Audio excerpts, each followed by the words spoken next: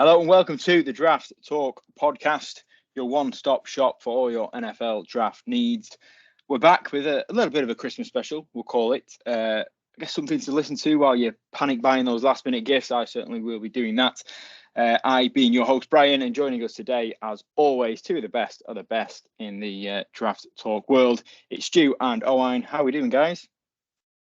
Yeah, pretty good. I think there's I don't know if there's going to be a lot of festive cheer in this podcast, given what we're going to be talking about, but there's plenty to talk about. It might be a cheer if you're some fans of other teams, however.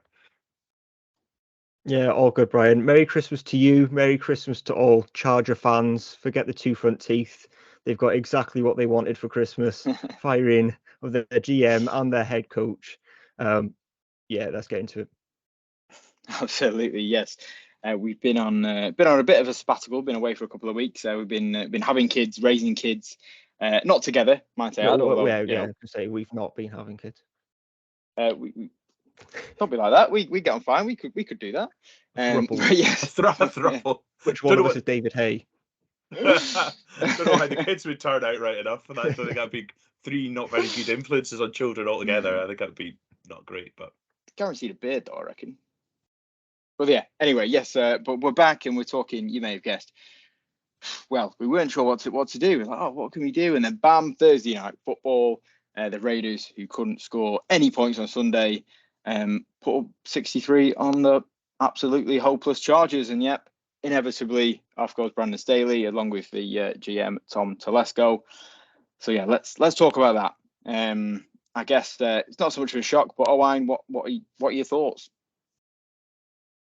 The thoughts are that it's almost felt inevitable, didn't it? It feels like it's been coming for a while, and they looked absolutely horrendous against the Raiders on Thursday night. Just really an inexcusable loss, and more so an inexcusable performance from them. There's just absolutely no way that Brandon Staley was going to recover from it. And you don't want to accuse a team of quitting on their coach, but it seems very difficult to accuse them of anything else after a loss like that. And there was a lack of energy, lack of effort. I don't think I've seen a team actually lack so much intensity and aggression since I've been following the NFL. It was just absolutely atrocious. They were just giving up left, right, and centre, especially on defense.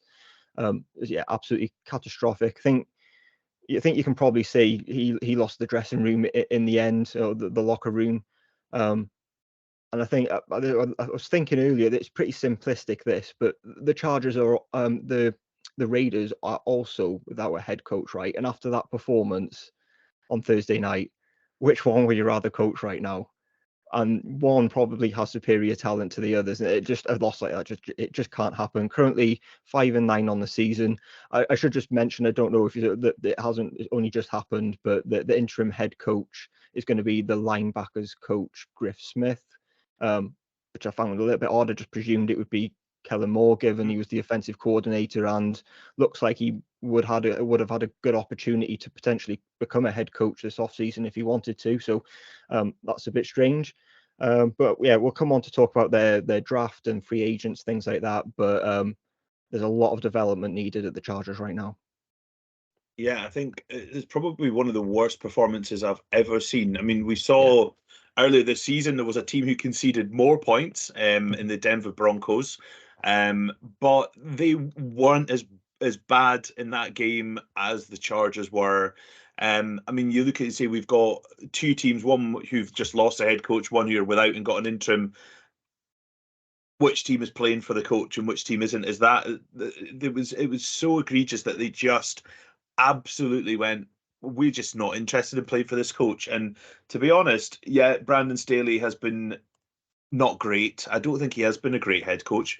But if I was him, I would be mightily pissed off with my team last night. I mean, that level of commitment, I don't know what's going on there, but for professional athletes to play that badly and give up that much, if I'm a new head coach and a new GM, I'd be looking at that performance and go, how many of you guys are going to stick around here when I'm in charge? I don't know how many, because there would be a lot of guys there. I'd be saying, you've chucked it. You're not even playing for pride. You're just not part of my organization. And I think getting rid of Brandon Staley now gives them a head start on that coaching market. They've got a bit of time to do their homework, They've got a bit of time to talk to people that they may want to talk to, put feelers out, come up with a plan and be ready for the end of the season. It gives them that 5, 6, 8 weeks, whatever head start they do have on other teams, because realistically they were going to fire Brandon Staley at the end of the season anyway. I think regardless of that performance, this is just now giving them that head start to move on and look at the options that they do have. Yeah, and like I said, by no means is this the worst roster in the NFL, but it also is nowhere near the best. It's not great. You take Justin Herbert out of that team, and it doesn't look fantastic. It lacks a lot of talent, lacks a lot of depth, and you're paying a lot of average players. And as you mentioned there, Stu, who do you want to stick around this year? We'll get into it, but there might not be a whole lot of them.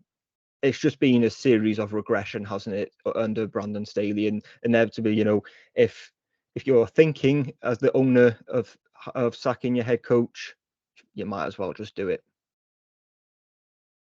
Yeah, like you say, especially after a performance like that where the players have clearly gone up, and to lose to a division rival in that way, it's sort of unforgivable. To give a few numbers on Brandon Staley's tenure, he finished 24-24, so literally middle of the pack there. Made the playoff once. You'll remember that embarrassing loss to the Jags where they were 27-0 up. Should have gone then, arguably. Should have gone then, arguably. But that was a story of Brandon Staley, wasn't it? They couldn't quite win games. They got leads. They just seem to find a way to, Chargers gone a Charger. They just seem to find a way to lose games. Granted, not giving up 63 points, but yeah, that was it. It was a case of, he's not a finisher. Maybe he's not ruthless enough. But yeah, we shall see. But off he rides. I'm sure we get a big payout. He'll survive. I'm watching something today. He's going to be a coordinator next year. That's just how it works. But yeah, the Chargers are going in a different direction. And it may be that direction. Maybe, believe it or not, Bill Belichick. There's a couple of rumors flying about. We're about 16 hours since the game finished, and that's a name out there. Obviously, still with the Patriots. What do we think, guys? Total garbage, or could you see it working? Stu, you can go first this time. It's a funny one, isn't it? It seems to have come a little bit out of left field, that Belichick to the Chargers rumor. Belichick probably is nearing the end of his tenure in New England. I think it just has the feel of a relationship that's on its last legs there now. I don't think that I think what's the term, irreconcilable differences. I can't remember how you say it anyway. It's something like that people describe. I think they're just two different organizations going in different directions now. I don't know if I would have Bill Belichick as the guy I would trust with Justin Herbert. And that's what you've got to think about when you're the Chargers. I think the whole focus, well, not the whole focus, but a lot of the focus has to be on Justin Herbert. They've invested a huge amount of money in this player. He's been a very good quarterback for them. He has shown that he's probably worth that contract. When you look at the contracts, and they're investing 50-odd million a year through the next 6-7 seasons in him. Would I hand that over to Bill Belichick, seeing how things have gone in the post-Tom Brady era with quarterbacks? I don't know that I would, but owners, you've seen it before, they love people who have had success in other places. We see that in other sports, not just in the NFL. People get jobs based on what they've done in other places. So the owner there might be thinking, well, Bill Belichick's won 1 billion Super Bowls. Why not? Yeah, the rumors are understandable, but straight away, I don't think this will happen. I don't think it should happen, but we'll see how we'll play it out and see. But I don't think the Patriots will fire him to start with. So that means that he's going to need to be traded. Rumors are that that's going to cost a first round pick. Now the Chargers currently hold the 5th overall pick. No one's given the 5th overall pick for Bill Belichick. Doesn't matter how good he has been throughout history, which means you're given the equivalent of, which means you're giving up capital later on if we're going by rumors. And to send all that when your roster needs huge development is a huge cost. And then you looked at the practicality. You envision Belichick in a charge on the sideline for the Chargers, and I just think they need to find a way of becoming more explosive and becoming better on offense, like Stu said, than what I think Belichick can offer. Yeah, that obviously starts with the draft. It starts with free agency, which is where Bill Belichick comes into it as well, because they've fires their GM. Bill Belichick, we know, likes to be the GM as well, but no part of what we have seen from the Patriots and Bill Belichick in the last few seasons gives you hope that they can draft well or sign good free agents, because they haven't been able to, and that is part of the real problem with the Patriots at the moment as well. And you could probably argue that they've been considerably worse than the Chargers at both of those. And the Chargers have been bad also, which tells you something. I think you need to go out and find someone who's young. I think you need to find someone who's dynamic, who's going to elevate Justin Herbert, as you said, add some dynamism to not only the roster but just the franchise as a whole, and just kind of grow. Yeah, I'd expect Lions offensive coordinator Ben Johnson to be rumored. I would expect the Texans offensive coordinator Bobby Sowick to be named as well, or linked. And let's be honest, why is this job attractive? It's because of Justin Herbert. And I'll say it again, if you take him out of the team, what do the Chargers really have? And I think with Belichick, yeah, he's going to be able to get more out of your defense, which, has been part of the problem. But when you need such a turnover of the roster with such big contracts given out, right now I just don't know whether I would trust Bill Belichick with that. It's interesting you speak about that, and we might come back onto it later. You mentioned about taking out Justin Herbert. Looking at the Chargers, what foundational pieces do they have moving forward? Exactly. I mean, for me, Rashawn Slater, yes, I think he's a left tackle. Derwin James on the other side of the ball. And then you're looking at, I mean, the big names that they have. Keenan Allen's getting older. Mikey Williams is always injured. Joey Bosa is just not the player he was. I think there's no way getting around that. Khalil Mack's seen better days. I like Tuli Tuipulotu, but apart from that, if you were to say, do you know what, I'm going to release all these players, I wouldn't be, okay, fine, we can get other players in. I mean, there really is a dearth of, these are guys I'm going to hang my hat on for the next 4 or 5 years. Yeah, and Bill Belichick is 71. He doesn't want it to take another 5 years before he can break the all-time wins record that's currently held by Don Shula. Like, it's going to need to happen soon, and I just don't think that can happen with the Chargers right now.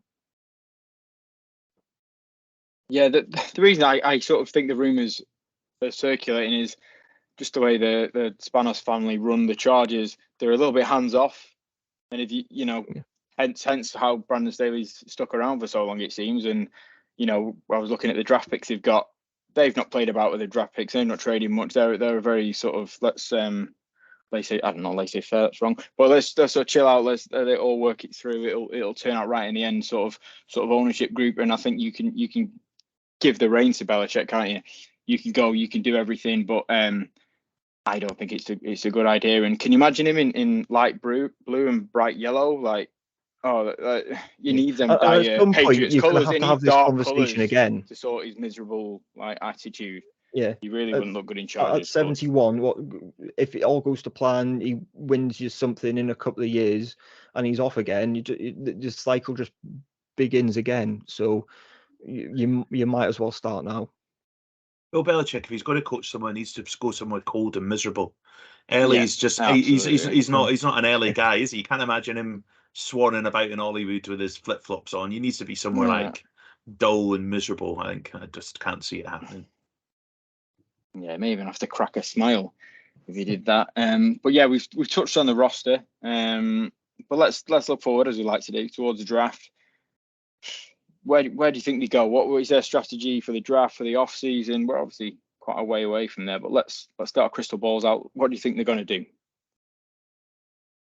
Yeah, there's a lot of kind of context here, which to me it appears that we need a little bit of an overhaul of the roster. Stu pointed out some names, and I'll come on to them because I've got some numbers. But whoever takes on being GM of this roster is going to have their work cut out. They're projected to be 42 million over the cap in 2024 and only have 38 players under contract going into next year. That's tough to take when the roster is in the condition that it is. It means that you're going to have to make some difficult decisions on some players because the money is owed. These guys, even if they're cut, the money's going to have to be given somewhere. You cut them one, for example, if you cut one, it's just going to be pumped into the next year. You're going to be taking on some money and then some dead money into future years. So it's going to have to be paid at some point. All you're doing is kicking the can down the road. Yes, you can get around it by restructuring their contracts, but which one of these guys do you actually want on an extended contract right now? And I'll name them in the moment. Stu said some of them. I think the best case scenario right now is that some of these veteran players play well over the next couple of games. They see out the season with the Chargers, and somehow the Chargers can get some draft capital back for them, which is where the draft comes into it. And it's what they need right now, is to get younger and more explosive. But let's be frank, the veterans are not playing right now like they deserve the big contracts that they have, and who really would want to take them on. So Stu named some of them, but Khalil Mack, Joey Bosa, Sebastian Joseph, Mike Williams, Corey Linsley, Keenan Allen, Derwin James all have cap hits of over 11 million in 2024. As does Justin Herbert, but he's probably the anomaly in this. Let's be honest, they're all of them. So there's only one there really that you want sticking around, right? And also none of those guys are particularly young. Lindsay's 32, Keenan Allen's 31, Max 32. Yeah. Mike Williams is going to hit 30 soon. Joey Bosa, okay, he's a bit younger, but okay, yeah, he's not been great. So they're not even these young guys. You think, okay, let's give them a bit of time if they've had a bad year or whatever, because these guys are on the back end of their career as well. It's just so much money locked into them. The next tier, which is Austin Eckler, Austin Johnson, Eric Kendrick, they're all owed more than 9 million. Eckler needs to be re-signed because he's playing on the franchise tag, isn't he? And he wants a mega contract. He wants to be paid like one of the best running backs in football, which you can't do given this. And without Austin Eckler, the Chargers don't have a rushing attack. So you take that away. They can't run the ball anyway, paying him all this money. So they're going to have to sort the run game out as well. JC Jackson, who is now playing on the Patriots, they're paying him 20 million next year for him to play on the Patriots. He's got a dead cap hit of close to 19 million. It's a horrendous deal that worked out for them, hasn't it? I mean, they gave him all that bucket of money. He missed a year through injury, and then they shipped him back to the team he was at already. It's been a horrendous dealing. Yeah. And this is why Tom Telesco's ended up going, right? The roster is full of overpaid, overrated players who are going to have to come off the books. Simple as that. Let's be honest. And I was trying to think when the deals were done, were people really complaining too much that Joey Bosa got a deal or how much Khalil Mack was paying? There's probably a lot of hindsight in this, but this is where the coaching ties into it as well, is that Brandon Staley and his staff weren't able to elevate the group of players that they were given. So I think it's kind of a clashing of signing bad players, coaches not able to do anything with them that's caused the scenario that we're in. Draft is the way of fixing this. They have all of their picks, don't they? And a 7th from, I can't remember, but they have an additional 7th. And I think that's why they needed to get rid of the general manager also, because they haven't drafted amazingly well. Yeah. Rashawn Slater has been a good draft pick. Justin Herbert, though. He has. He's not been. Justin Herbert, fair enough. But when you look at for Zion Johnson, he's okay. But is he worth where he was picked? I don't know. Quentin Johnson, the jury remains out. That's for Tui Pilato was a good pick, I think. Yeah. But is this roster filled with players that they've drafted that are particularly good? Not now. Not the younger half of the roster anyway. I mean, all the guys that they've drafted who are on these big contracts are all that older half guys we've been talking about. Derwin James, Keenan Allen's, Joey Bosa's. So the drafts recently haven't been wonderful slam dunks from the Chargers either. And I think that's why they had to, because they need to draft well, and they haven't. That's why I think there's been this clean sweep. Yeah. Looking at the draft, I was looking at the draft since Justin Herbert was drafted, so in 2020. I was looking through the names. I was like, oh, I liked him, which I don't know whether that says that I'm a bad evaluator as well, but it really hasn't worked out. In 2021, Rashawn Slater, Asante Samuel, Josh Palmer seemed good picks at the time. To be fair, they probably have been. Josh Palmer's contributed at times. 2022, like you said, Zion Johnson, JT Woods, Isaiah Spiller, Jamari Salyer late on seemed like a really I liked good Isaiah pick. Spiller as well. Yeah, and then 23, Quentin Johnston. In hindsight, I think we said at the time that pick should have been Zay Flowers, but there we go. That's what they opted to do. Tuli Tuipulotu, I really liked him. Yeah, you and were a big fan of him. has turned out to be a really good pick. Drafted Dion Henley. He was one of our top linebackers. The rest of it didn't really turn into much, but I think it goes back to both of the picks. Probably at the end of the day weren't great, but the coaching wasn't able to elevate these players either. None of those players have got better since being on the Chargers roster. Absolutely. Okay. Let's fix this. All right. Let's look forward.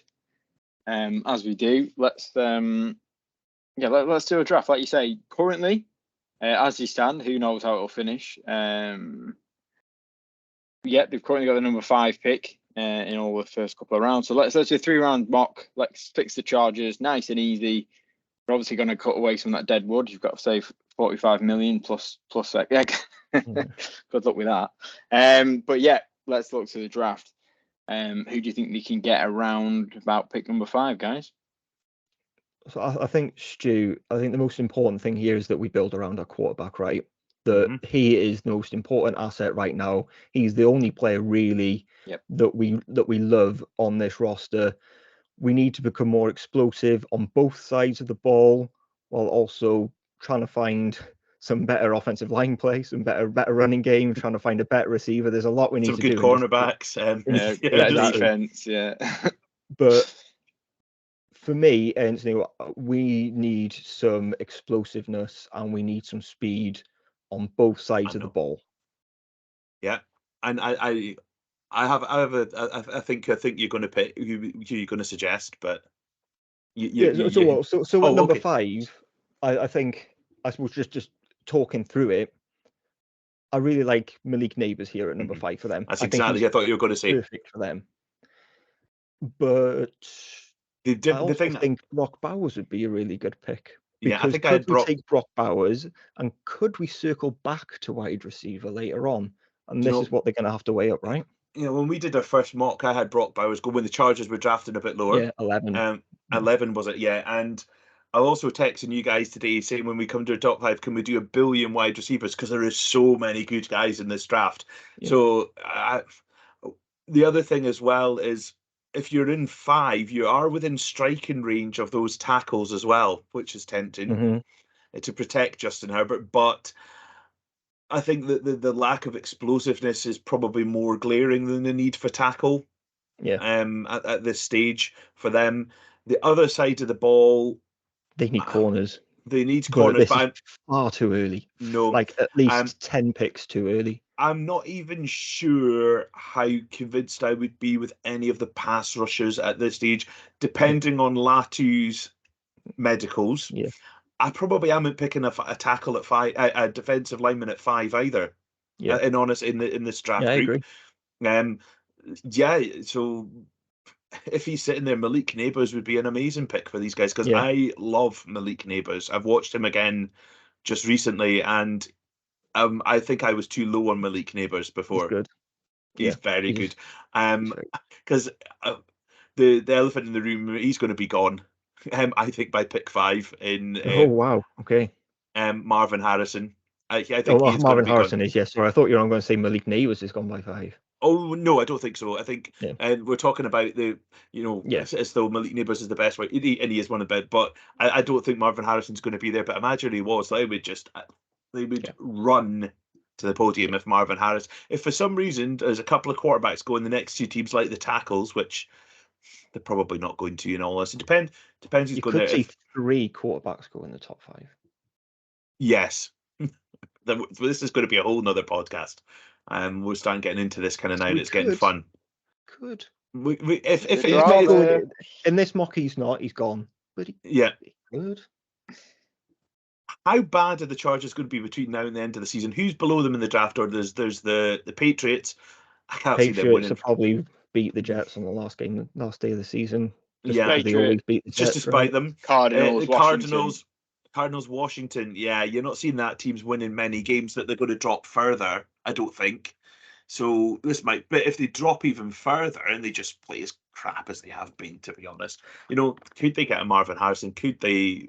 Yeah, I think it's a right way to go though, is one of those two players, because they would immediately become Justin Herbert's best pal. Yeah. Chargers have got the Bills, the Broncos, and the Chiefs. So they're not winning anymore. Chances are they're not winning any, but whether the teams around them win, could they sneak up to 3 or 4? In which case, Marvin Harrison's right in there. It does change things. Yeah, and then playing Eastern Stick at quarterback, they're not winning any of those games. No. They wouldn't win any of those games with Justin Herbert at quarterback. Never mind Eastern Stick.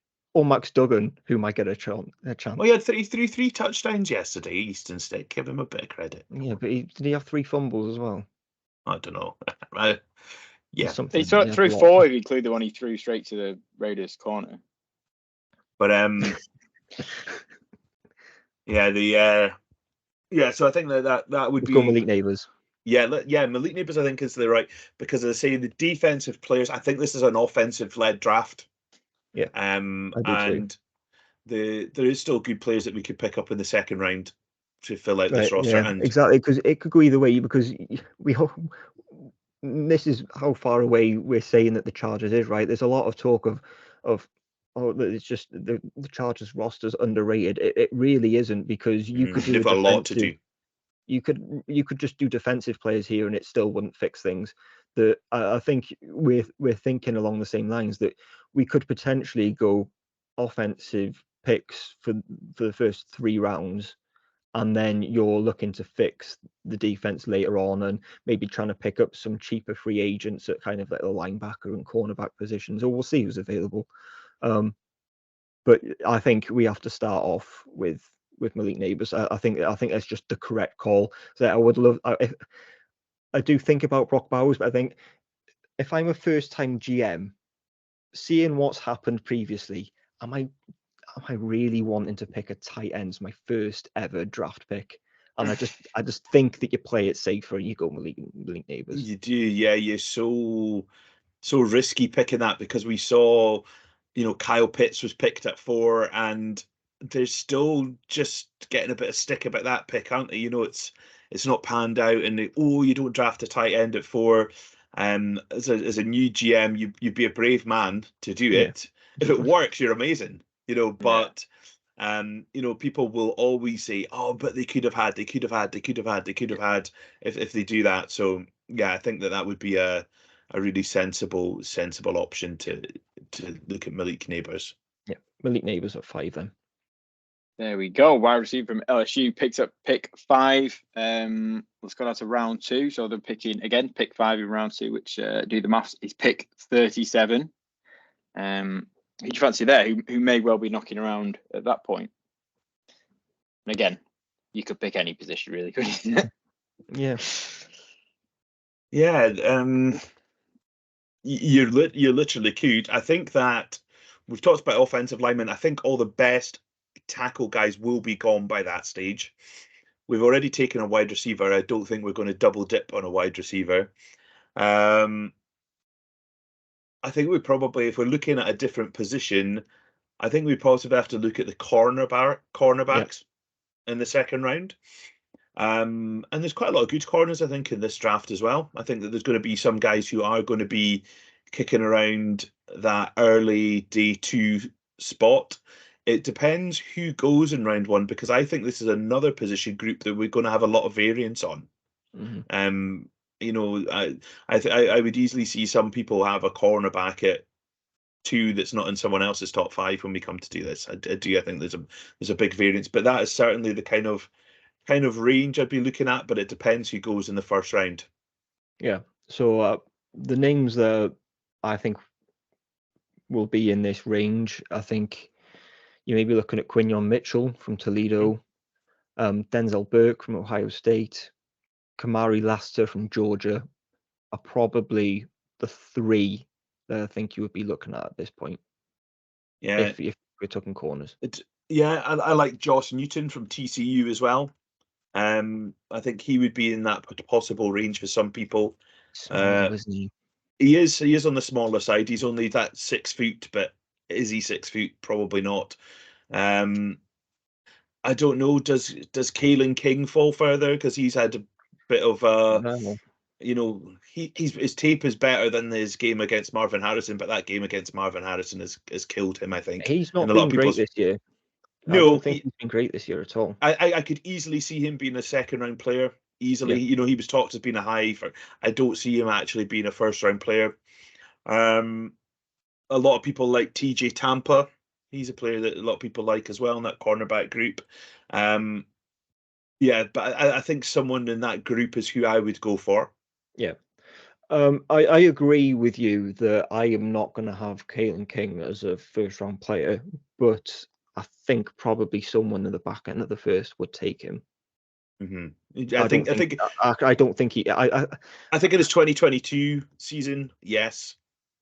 His 2023 season, no. Yeah, I think I think he should be here, but I don't think he will be.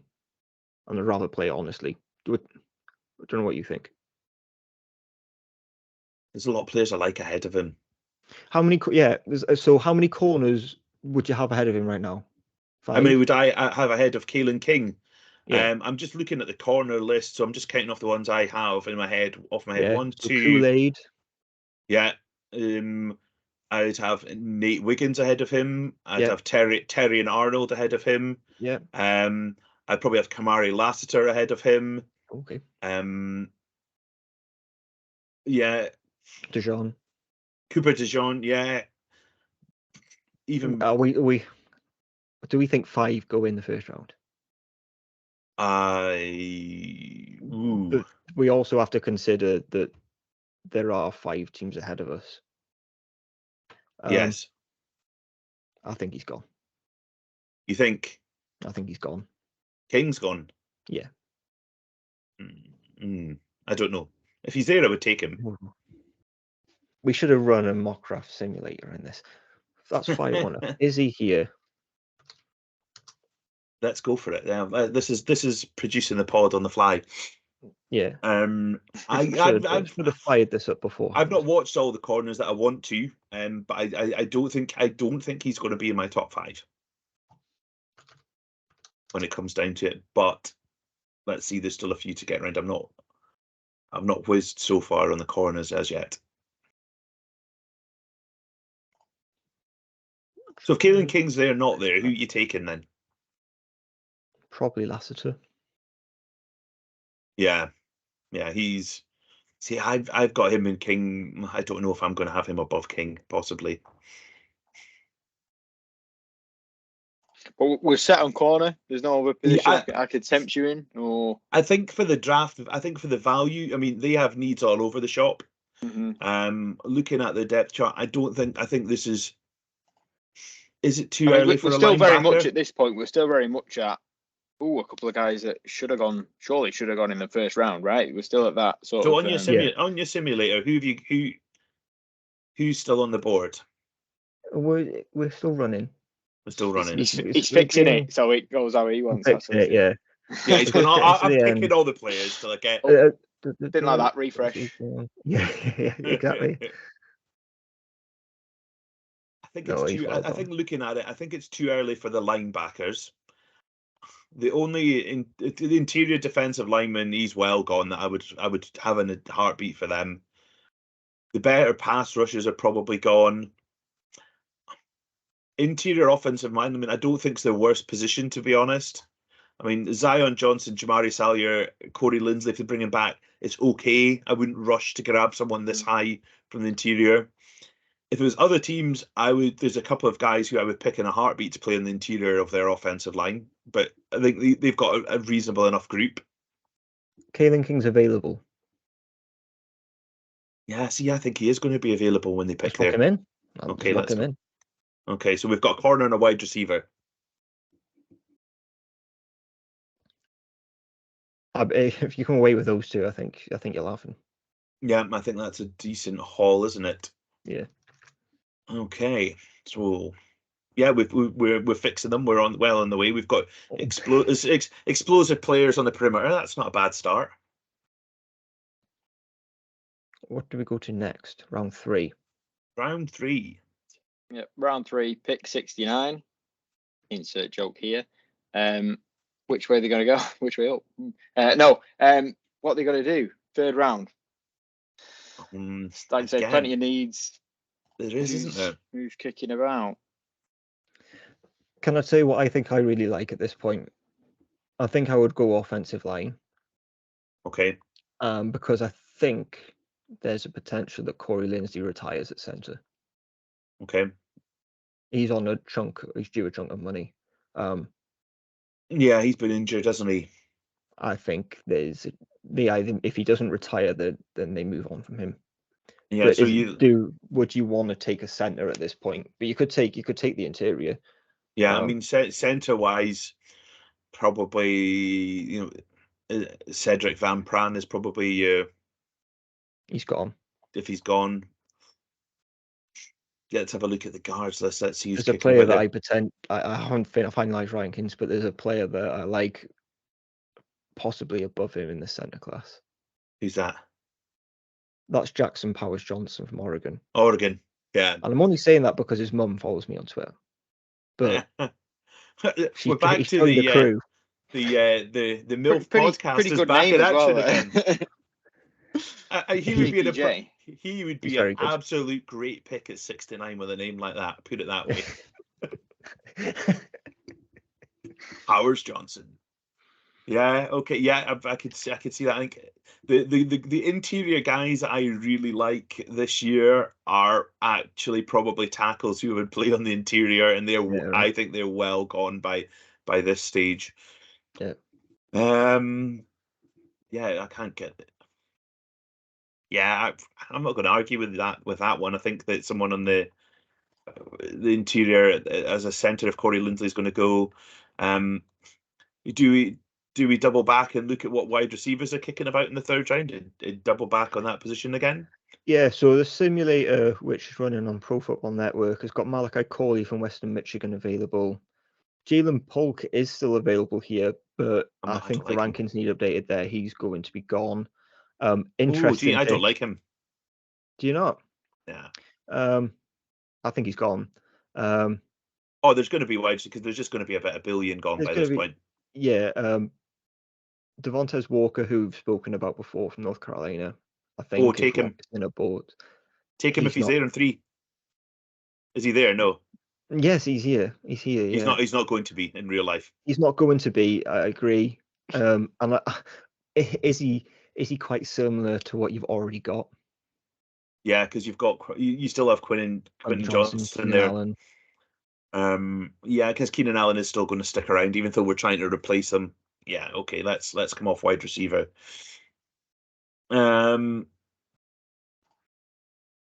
they could use him. I mean, a linebacker. Are they going to get someone at a linebacker spot? I don't think so. The better ones might be off the board at this point. Yeah. But are you going to spend that 3rd round, which is still a high pick? Edge rush wise, all the better guys are going to be gone as well.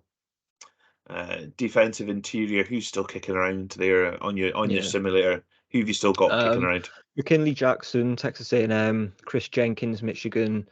Mason Smith is still here, but he's kind of faded during the process. Yeah. Ruka Horo is still here as well. Okay. I'm just not sure about any of them at this point. No, not that high. Yeah, I'm Yeah, let's go. if the other players that you're not taking at this point who are still available, like I like Mackay Wingo from LSU, he's still going to be available later on. There's Yeah. going to be players that you can take, and Nazir Stackhouse is a great run blocker. If you can get him at some point in the 4th or the 5th, he'd be a great pick for the Chargers. He's exactly what they need. Keith Randolph's really good as well from Illinois. You're going to be able to get one. But we go right, you're going to be able to get a center as well, but I don't think you're going to be able to get a player as good as Jackson Powers Johnson. Let's go for it. Let's go for him then. Okay, we're happy with that. There we go. 3 rounds. Easy. As general, just give us the job. It's easy. Have it. 5-minute job and then chill out the rest of the draft. Done. Sit back and get Sean McVay house. Just chill out. Say, we fixed your franchise. Pay us a heap of cash. Yeah. If only it was that easy, though, isn't it? You know. It seems like that what the last guy was doing, but yeah.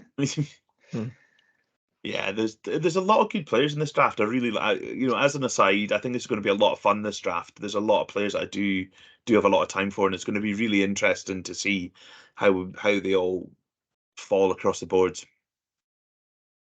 I would agree with you at the top. I think day 3 might be an absolute slog for some teams because everyone who was good as a potential day 3 player, I think, has entered the transfer portal and is returning to college.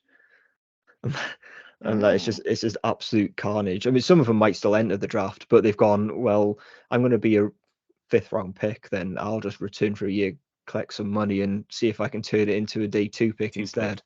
I think the depth of this class has fallen off considerably over the last couple of weeks, but I still think it's much better class than last year. Yeah. I mean, I suppose there's always players that are maybe not going to be the best player, but you just fall for the certain players. I think that's maybe what I've done with quite a few players in different rounds. The first 3 rounds is got really good talent. I just think as you get into the later rounds, when you start trying to pick up some depth, it just might be a little. I think that always happens. But that's college football now, and that's going to be the draft from here until forever. It's just and I think that always happens as well. I mean, you look at how many of the players who are big hits and get second contracts are day 3 players. The percentage isn't that big. Yeah. It's quite a big deal when you hit on a 5th or 6th rounder. We've got I'm thinking about the linebackers that I had ranked as like a top 5 linebacker at the start of the year. I'm not sure, in fact, any of them are entering the draft. I think they've all gone back to college. The 2 Georgia guys, Dumas Johnson has entered the transfer portal. Smile Munden has returned to college. Jemiah Trotter has entered the draft, but I was in the summer anyway. I haven't rewatched him. Quite low on him. I might have to reevaluate that. But it was the other Clemson guy that the blanket on the name, who everyone liked. He's actually returning. He's gone back. He's returning to college, to Clemson. So if you want a linebacker, good luck. Go and pay one instead. I think that's what we're going to see now. Teams are going to, because of this issue with teams going back to college, I see teams trying to accumulate a lot of day 1 and 2 picks now, because the better college players who are maybe in previous years might have been round 3, round 4 players. Yeah, we'll just go back to college for another year. So you're really narrowing that pool, and I wonder if that's a trend we might see when a lot of teams accumulate day 3 picks. Are teams going to still do that now because of the way things are going? And that could be a whole nother discussion. It's just something I've just thought about just now when you were talking about these guys going back. Is that going to change what teams trade now? Are they well, what's the point in having a load of day 3 picks because the guys just aren't there that we would have picked on day 3 anymore? Yeah, right. And I guess just to tie things up, that it won't ever come back fully, but players still can do an extra year of eligibility because of the extra COVID year they got. So there's people who are seniors who are going, right, I'm going to transfer as a grad transfer and play a 6th year before I actually enter the draft, knowing that they're going to struggle to beat a draft pick. That will obviously tail off next year or the year after. Yeah, they've not. That'll stop happening. But players are going to make the most of the college eligibility. People are going to exhaust their eligibility like they never used to before. I mean, you think about it. You think why not? Again, because there's the guys who make a success, from college to NFL. It is still a small chance that you're going to make that. Yeah. So if I was a guy in college these days, my college days are long past. I'm bloody wrong side of 40 now, So, but mature student, I could go back and get 6 years of grad eligibility. Yeah, but yeah, I think I'm down to like I don't even know if there's any NFL players that are older than me anymore. I think Tom Brady's ruined that for a lot of people, hasn't he? there was there was one of the punters but I think Aaron Rodgers is the same year. But that's about it now. But yeah, I mean, if I was those guys, I'd be like, unless I'm a top guy, why not max out your college? Getting to play football, earn money, have fun, in a college environment. Why wouldn't you do it? Yeah. I guess you may get a few players that play that extra year and actually turn out to be really good, and then that usually it's a bit of a year lag, but it won't be as many that I guess. They haven't lost anything. Yeah. But there may be some that so it may be up to the 4th round's good, and then it's a dumpster fire. But yes, we'll see. We'll no doubt talk about this as we lead up to the draft. But there we go. Chargers fans, bookmark this pod. We've just fixed your whole summer basically. We've got Malik Nabers pick number 5, wide receiver from LSU. Kalen King, cornerback, with our 2nd round pick, Penn State, and then Jackson Powers Johnson at 69. Your center from Oregon. They so easy this GM, Mark. If you're out there, Chargers brass, give us a bell. But there we go. That's the pod today. A bit of a Chargers special. And I guess all that's left to say is a very Merry Christmas. We'll be back in the new year, I guess. Maybe between, I don't know, probably not. But yeah, I'll have a Merry Christmas, a very happy new year, of course, to you and all your friends and family. And yeah, that's it. Thank you very much for listening. We'll be back soon.